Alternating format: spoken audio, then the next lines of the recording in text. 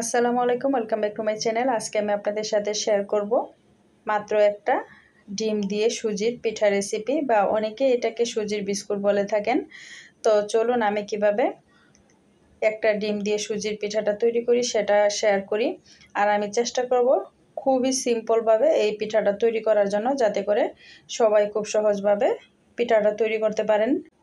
সুজির পিঠাটা তৈরি করার জন্য এখানে আমি নিয়ে নিয়েছি একটা ডিম, আর এখানে 1/3 কাপ পরিমাণ নিয়ে নিয়েছি চিনি, আর সামান্য পরিমাণ নিয়ে নিয়েছি হচ্ছে লবণ।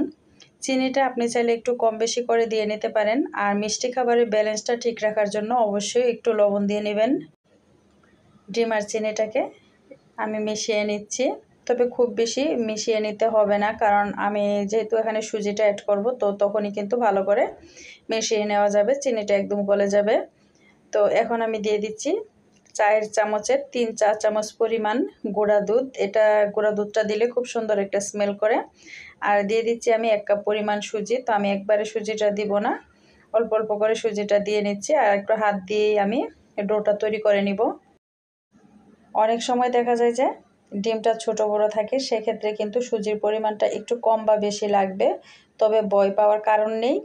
সুজিটা কম বেশি করে দিলেই কিন্তু ডোটা পারফেক্ট হয়ে যাবে।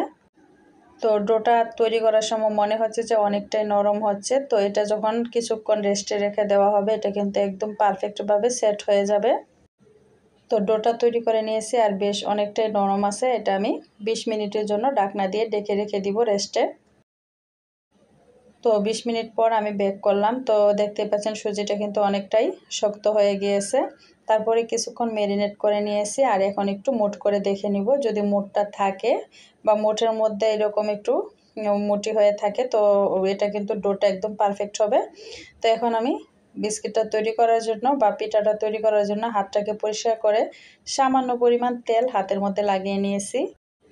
তারপরে বিস্কিটের সাইজগুলো ঠিক এক রাখার জন্য তখন আমি একটা মেজারমেন্ট চামচ নিয়ে নিয়েছি। তারপরে মেজারমেন্ট চামচ দিয়ে মেপে মেপে একটু একটু ডো নিয়ে আমি একটু 2 হাতের মাঝখানে রেখে একটু গোল শেপ করে নিয়ে তারপরে একটা পিঠার শেপ দিয়ে নিচ্ছি।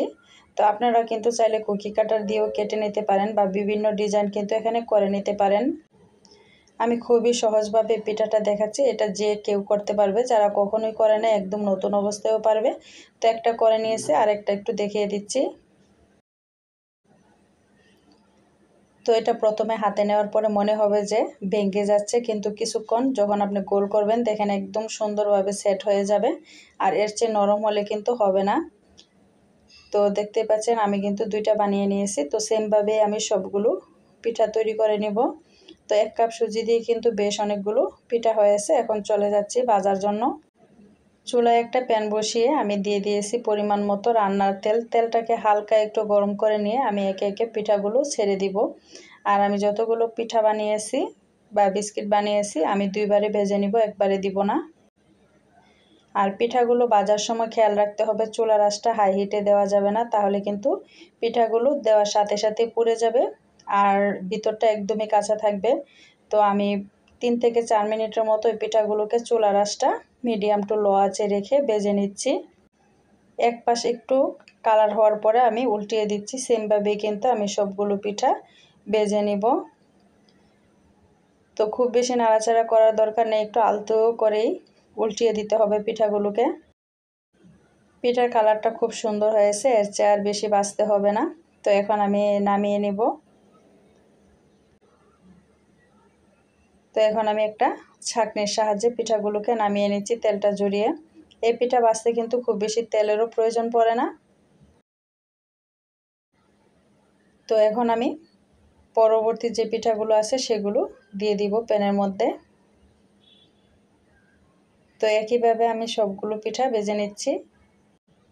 1 কাপ সুজি আর একটা ডিম দিয়ে কিন্তু বেশ অনেকগুলো পিঠা হয়েছে। তো সেমভাবে কিন্তু পিঠাগুলো ভেজে নিচ্ছি।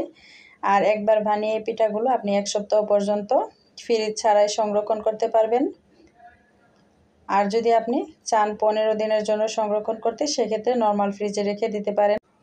তৈরি হয়ে গেল একটা ডিম আর 1 কাপ সুজি দিয়ে বেশ অনেকগুলো পিঠা বা সুজির বিস্কিট। আশা করি রেসিপিটা ভালো লাগবে। ভালো লাগলে চ্যানেলটা সাবস্ক্রাইব করে সাথে থাকা বেল আইকনটা অল করে দিবেন। তো একটা পিঠা একটু ভেঙে দেখাচ্ছি, দেখতে পাচ্ছেন ভিতরটা কতটা সুন্দর হয়েছে। তো আজকের মতো এখানে বিদায় নিচ্ছি, সবাই ভালো থাকবেন, আল্লাহ হাফেজ, আসসালামু আলাইকুম।